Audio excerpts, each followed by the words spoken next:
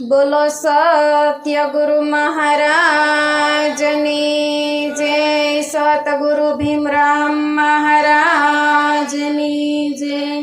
पधारेला हरि गुरु संतनी जय।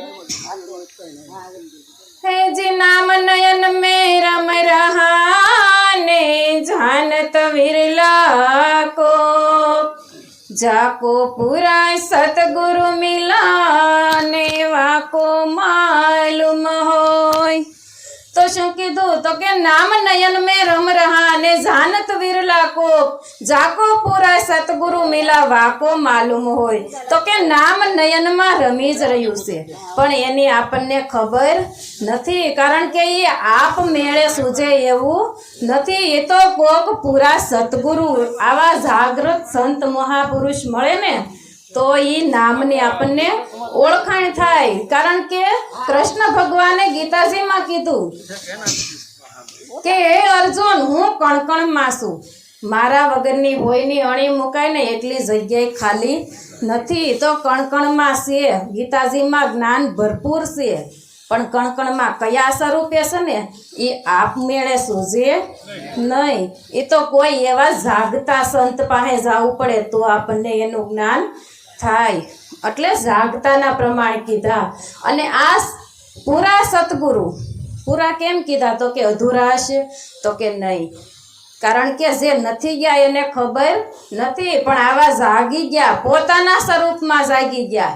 રાતે હુઈને હવાર થાય ને તો જાગી જાય છે તો આ તનની નીંદર પાકે પણ મનની નીંદર પાકતી નથી। મોહ નિંદ્રામાંથી જાગવાનું છે, મોહ નિંદ્રામાંથી આ સંતો મહાપુરુષો છે ને એ જાગી ગયા છે એટલે જાગતાના પ્રમાણ કીધા છે। એટલે નરસિંહ મહેતાએ કીધું કે અખિલ બ્રહ્માંડમાં એક તું શ્રી હરિ જુજવા રૂપે અનંત ભાસે, દેહમાં દેવ તું, તેજમાં તત્વ તું, શૂન્યમાં શબ્દ થઈ વેદ વાસે।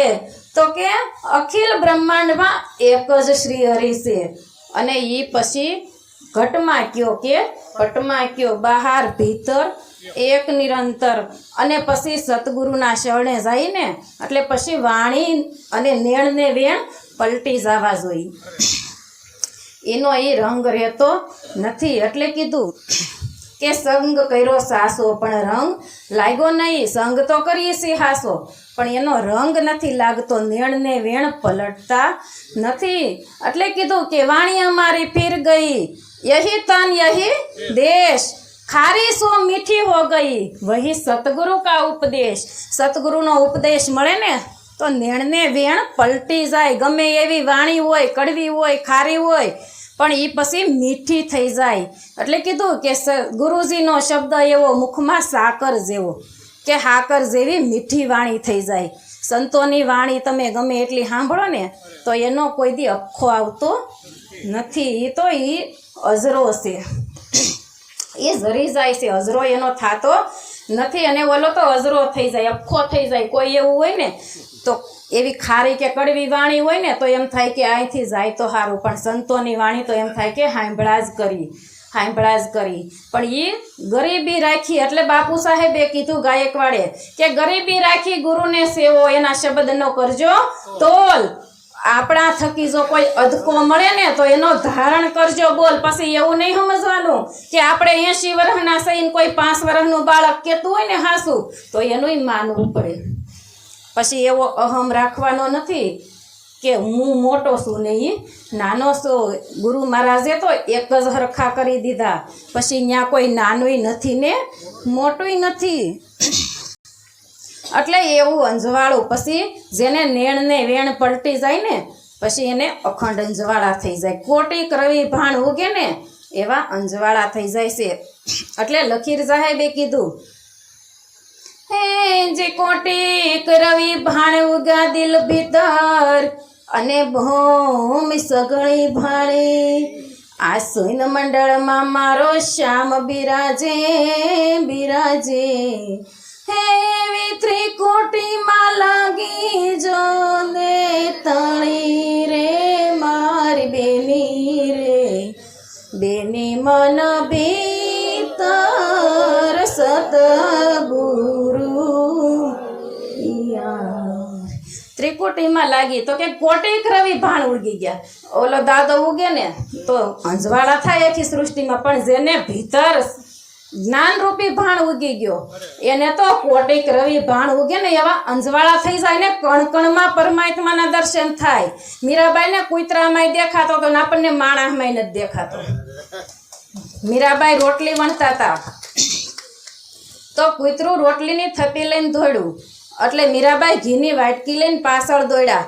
એ કે ભગવાન ઉભા રહ્યો, એ કોરી છે, સોયપડા વગરની છે. તો મીરાબાઈને કૂતરામાંય દેખાતા હતા, આપણને ઘરમાંય નથી દેખાતા, શેરીમાંય નથી દેખાતા. અરે આવા સંતોમાંય દેહ દેખાય છે, સંત નથી દેખાતો. સતગુરુ આપણા ઘેરે આવે ને તો આપણે એને કોઈ દી એવી જિજ્ઞાસાથી પૂછતા નથી કે આમાં દેહમાં રહેવા વાળો હું કોણ છું, એની મને ઓળખાણ કરાવો. આપણે બધે ભટકી છીએ, કાશીએ જાય, ગંગાજીએ જાય, મથુરા જાય, કે ગંગાજીએ નાવા તો જવું જ પડે. એક વખત કબીર સાહેબે ગંગાજીને પૂછ્યું કે હે ગંગા મૈયા, આ બધાય તીર્થવાસી તમારામાં નાવા આવે તો એ બધાય પાપ તમે ક્યાં નાખો છો? તો ગંગાજીએ શું કીધું કે એ બધાય તીર્થવાસી આવે આમાં નાય અને પાછા ઈ ઘેરે એક એક લોટી ભરતા જાય અને પાછા હગા વાલા બધાયને તેડાવે ને થોડું થોડું તમે પાછા લેતા જાવ એટલે તમે ને તમે અહીંયા કાઢો. પણ આ તન ધોવાય છે, ગંગાજીમાં નાવાથી તનનો મેલ જાય છે. તો આપણે શેનો કાઢવાનો છે? તો કે મનનો મેલ કાઢવાનો છે, મન ધોવાનો છે, મનને સાફ કરવાનું છે, મન અમન કરવાનું છે. અને મન અમન થાય ને તો જ અંજવાળા થાય હો, નકર ઉઘાડ થાય એવો નથી. ઘડીક અહીંયા હોય ને ઘડીક બીજે હોય. એક ઠેકાણે એક ભાઈ ગુરુ મહારાજ પાસે બેઠા, 100 મહિના થયા. મારી જેવા કોકે કીધું કે એલા ઉઘાડ થયો? તો કે નારે ના, કાંઈ ઉઘાડ થયો નથી. એ કે ન્યા કરતા અમારા મગન મહારાજ જેવા હારા છે ગુરુ, ન્યા આવો ને તે ન્યા ગયા. વળી પાછા 400 મહિના થયા તો બીજા કોકે પૂછ્યું કે ઉઘાડ થયો? એ કે હજી કાંઈ ઉઘાડ થયો નથી. વળી કોક બીજા પાસે ગયા. એટલે એવી રીતે અમુક ઘણાય વર્ષ એવો ભટકો. વળી પાછા 10-12 વર્ષ થયા ને એના એ ગુરુ પાછા હામાં આવ્યા. એટલે ગુરુ મહારાજે કીધું એલા ઉઘાડ થયો? એ કે કાંઈ ઉઘાડ થયો નથી. એલા અહીંયા ને અહીંયા પડ્યો રહ્યો હોત ને તો ઉઘાડ થઈ ગયો હોત. 50 વીઘાનું ખેતર હોય કે 5 વીઘાનું હોય, પણ તમે આખા ખેતરમાં 5-5 ફૂટના ખાડા ગાળો ને તો કોઈ દી પાણી આવે નહીં. પણ જો એક જ ઠેકાણે ઊંડા ઉતરો તો પાણી આવે ને આવે. એટલે મનને અમન કરવાનું છે. એટલે કીધું ગુરુ મહારાજ છે ને એ મનમાંથી નામ બનાવી દેશે. એટલે કીધું મન નાય અક્ષર તો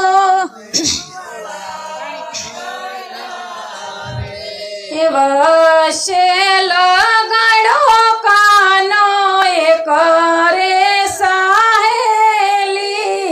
સતગુરુ મળે તો સમજાય છે રે.